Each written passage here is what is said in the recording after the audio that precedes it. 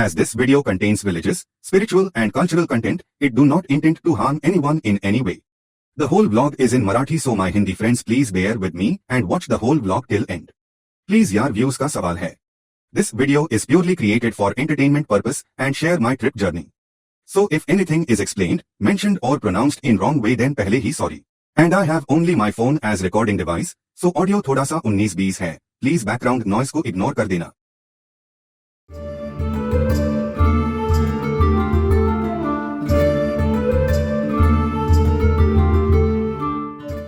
Everyone and good morning, welcome back to another episode.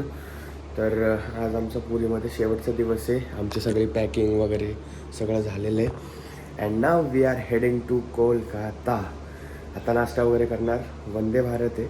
Vande भारतने किती तासांचा प्रवास एकदा विचारायला लागेल. त्याच्यानंतर आम्ही आज रात्री मे बी कोलकाताला पोचणार आहे. And being a huge fan of Shahrukh Khan, Kolkata city थोडीशी माझ्या क्लोज आहे, कारण कोलकाता नाईट रायडर्सला पण मी सपोर्ट करतो आणि प्लस माझे बरेच मित्र तिथं राहतात. त्याच्यापैकी देवायन पाल पण माझा एकदम जीवसच्या कंटेस्टचे मित्र आहे. काही जे आम्ही एकत्र ऑफिसमध्ये कामाला होतो मुंबईला, तर तो पण कोलकाताचाच आहे. तो सध्या मुंबईमध्ये आहे, पण त्याला मी कॉल नक्की करणार की बाबा कुठं काय आहे जवळपासचं विकत घ्यायला वगैरे, खायला प्यायला सगळं चांगलं काय, तर त्याला पण विचारणार आहे फोन लावून. So yes, let's head towards the Kolkata.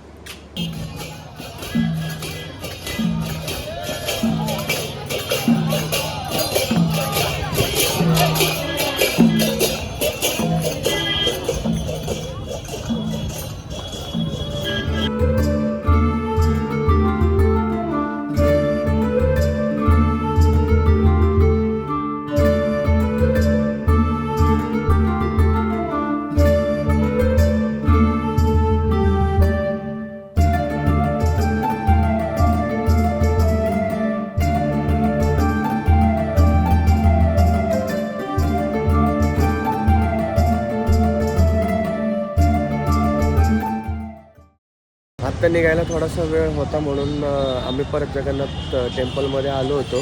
सकाळी लवकर आलो म्हणून ते एंट्री नव्हती, सगळे दरवाजे बंद होते. महाभोग चालू होता आणि जे रिच्युअल्स असतात ते चालू होते, म्हणून 10 वाजता एंट्री चालू होणार होती. म्हणलं मग एवढा वेळ करायचं काय, तर आम्ही बाहेरनंच एक प्रदक्षिणा मारली, सगळं मंदिर सगळीकडनं बघून घेतलं. आणि आम्हाला ॲक्च्युली डोनेशन करायचं होतं, पण ते पण 10 वाजता आतमध्ये गेल्यानंतर जे मेन मार्केट आहे आतमधलं, तिथं तुम्हाला ॲक्च्युअल प्रसाद मिळतो आणि तिथं तुम्ही डोनेशन करू शकता. तर मग म्हटलं करायचं काय, तर आम्ही आत्ता बाहेर आलो. ही बिल्डिंग दिसते तुम्हाला, तर इथं मंदिरापासून 2 मिनटावरच इथं जगन्नाथ डोनेशन सेंटर हे ऑफिशियल आहे. इकडनं आल्यानंतर तुम्ही इथं डोनेशन करू शकता. ॲक्च्युली खूप लोकांना माहिती नाही आणि इथं सगळं बंद दिसतं म्हणून लवकर लक्ष देत नाही, पण इथं येऊन तुम्ही डोनेशन करू शकता. हे चालू असतं. हा सिंह म्हणजे पूर्व दरवाजा आहे. इथं जी रथयात्रा या रस्त्यावरती होते, सिंह दरवाजापासून इथे ते डोनेशन सेंटर आहे. तर आपण आलेलो आहे आता पुरी स्टेशनवरती. थोडक्यात पुरी जंक्शनच आहे. तिथून आमची हावडा एक्सप्रेस आहे 1 वाजून 50 मिनिटांनी. अजून अर्धा तास 1 तास आहे अजून बाकी गाडीला. पण हे जर तुम्ही स्टेशन समोरून पाहिलं ना, आता मला दाखवता येणार नाही, ह्याचं आहे ना एकदम स्ट्रक्चर एवढं भारी बनतं, एकदम मंदिरासारखं. काल का परवा मी रिक्षेमधनं जेव्हा आम्ही इथनं क्रॉस करत होतो, तर असं मंदिरासारखं स्ट्रक्चर होतं. म्हणून मी ड्रायव्हरला विचारलं की हे कोणतं मंदिर आहे. म्हटलं अहो स्टेशन आहे. तेव्हा जाऊन कळलं की एवढं भारी म्हणजे स्ट्रक्चर बनवता येतात आता स्टेशनचं.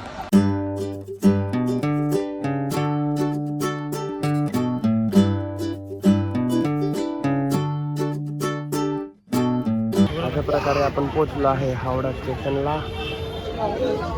कदाचित ही आमची बस आहे. सगळं पब्लिक कोलकात्याला पोचलेला आहे.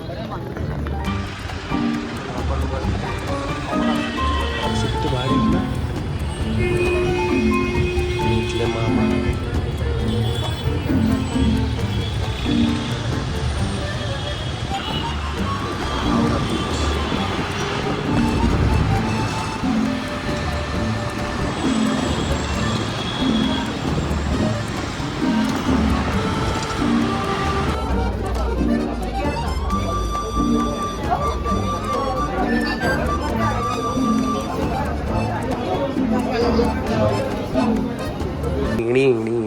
तर ही आहे आमची कोलकात्याची रूम.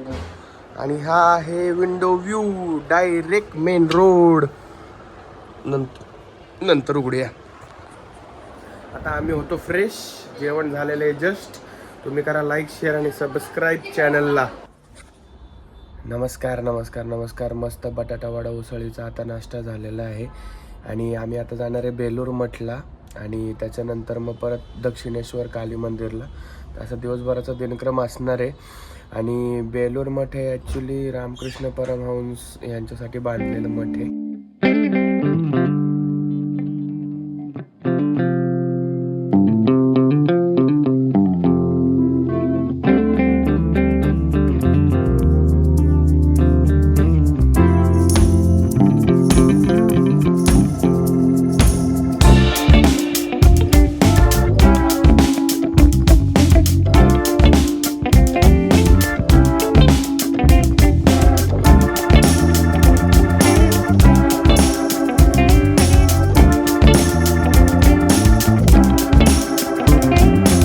आपण कोलकात्याला बेल्लूर मठमध्ये आलेलो आहे. हे जे बेल्लूर मठ आहे ते स्वामी विवेकानंदांनी रामकृष्ण परमहंस यांच्या स्मरणार्थ आणि त्यांचे जे शिष्य होते स्वामी विवेकानंदांचे, त्यामुळे स्वतः एक शिष्याने स्वामी विवेकानंदांनी आपल्या गुरूंसाठी जे स्मारक उभा केलं त्याला म्हणतात बेल्लूर मठ. आणि इथूनच जवळ दक्षिणेश्वर काली आहे, जिथे रामकृष्ण परमहंस स्वतः आपल्या हाताने घास भरवायचे देवीला आणि त्यांची एवढी दृढ भक्ती होती. आणि असं एक सुंदर असं बेल्लूर मठ या स्मरणासाठी बांधलं की आपल्या गुरूंचं नेहमी एक स्मरण होत राहावं आणि नेहमीच आपल्यापेक्षा आपले गुरु कसे श्रेष्ठ आहेत म्हणून स्वामी विवेकानंदांनी हे एकदम सुंदर असं मठ इथे बांधलेलं आहे. आता आपल्याला ते पाहायला मिळेल.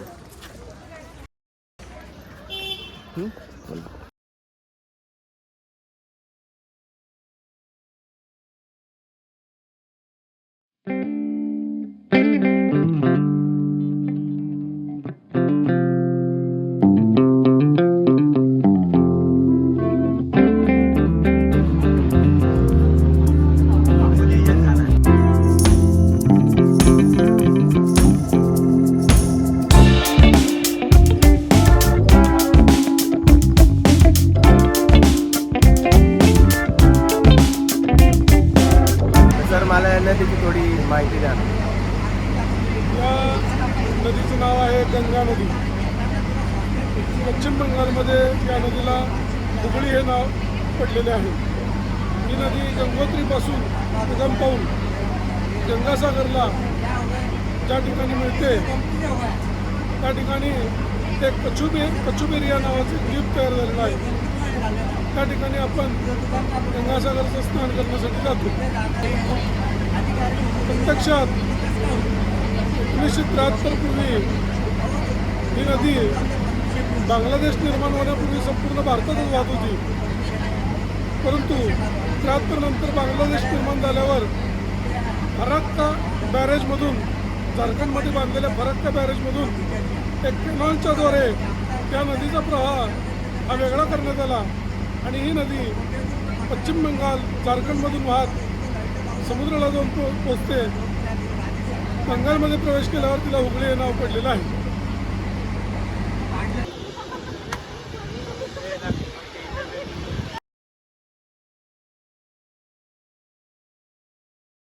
वाजला आहे संध्याकाळचे 4:30 आणि आपण आलेलो आहे नेताजी सुभाषचंद्र बोस यांच्या निवासस्थानी.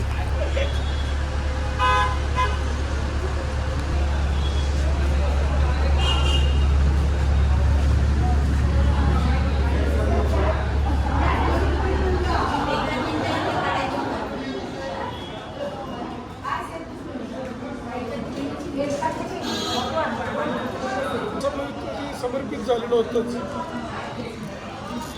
ब्रिटिशांविरुद्ध लढा देण्यासाठी अनेक आलेला मिलिटरी फोर्स उभा केला होता. ह्या आझाद हिंद फौज सेनेचं सामर्थ्य वाढवण्यासाठी त्यांनी जपानशी सहकार्य करण्याचं मागून घेतलं होतं, त्यांच्याकडनं घेतलं होतं. आणि 1941 साली जेव्हा त्यांना या घरामध्ये असताना त्यांना ग्रहकैद म्हणजे काय म्हणतात नजरकैद करण्यासाठी जेव्हा ब्रिटिशांनी ठरवलं त्यावेळेस त्यांचा पुतण्या शिशिर बोस, त्या शिशिर बोसने या गाडीमधून त्यांना इथून पळवून लावलं आणि झारखंडमध्ये त्यांना एका ठिकाणी सोडलं. तिथून ते निघून बर्लिनमध्ये निघून गेले.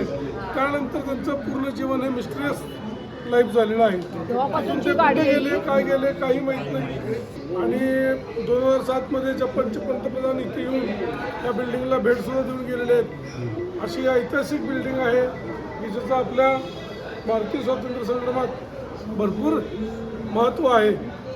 या बाजूने सर्वांनी वर जायचं आहे, वरून बघत बघत खाली यायचं आहे. त्यांची लाईफ स्टोरी आहे ती ऐका आणि बाहेर थांबा. ही कारची माहिती बेंगॉली लँग्वेजमध्ये, त्याचं इंग्लिश ट्रान्सलेशन. एकच मिनिट.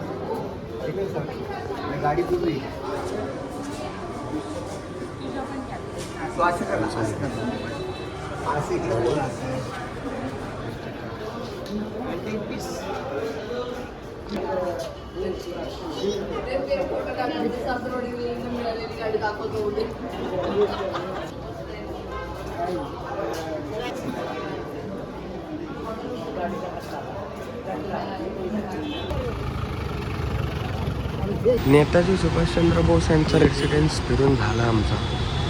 आता आम्ही कदाचित मार्केटला चाललो आहे, न्यू मार्केटला. पण काहीच तुम्ही गोष्ट नोटीस केली आहे का? तशी 5:45 5:30 5:45 होतात संध्याकाळचे, पण काय लख्खा अंधार पडला आहे ना. बस बघा बस.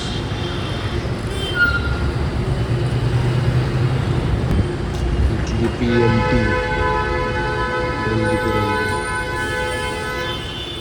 मार्केट झालं फिरून. काही घेतलं तर नाही आम्ही, कारण इथे म्हणतात की ओरिजिनल साड्या वगैरे नाही मिळत. आईला आणि मावसांना साड्या घ्यायच्यात. तर जे ऑर्गनायझर आहेत प्लस माझा मित्र आहे, तर ते पण म्हणत होते की दुसरं मार्केट आहे जे की परवा दिवशी घेऊन जाणार आहे. तर मग तिकडनं मी ते आम्ही शॉपिंग करूयात, पण इथं तर आम्ही काही घेत नाही आहे. पण खूप मोठं मार्केट आहे राहू. म्हणजे आपली तुळशीबाग एफसी रोड एकत्र करून अशी मोठी एकदम अथांग. डावीकडं बघ पूर्ण मार्केट, उजवीकडं नुसतं मार्केट, इकडं मार्केट तिकडं मार्केट, नुसतं मार्केट. आणि लेडीजसाठी व्हरायटी भरपूर आहे. हे बघा इथं मेन रोडला अजून पण मार्केट संपलेलं नाही आहे. पण असं लोकल गोष्टीच युजली आपल्या इथं पण मिळून जातं तसंच मिळत होतं मार्केटमध्ये. असं युनिक तर काही दिसलं नाही इथं. तरी फेस्टिवल वाटतं इथं फिल्मफेअर टाईप.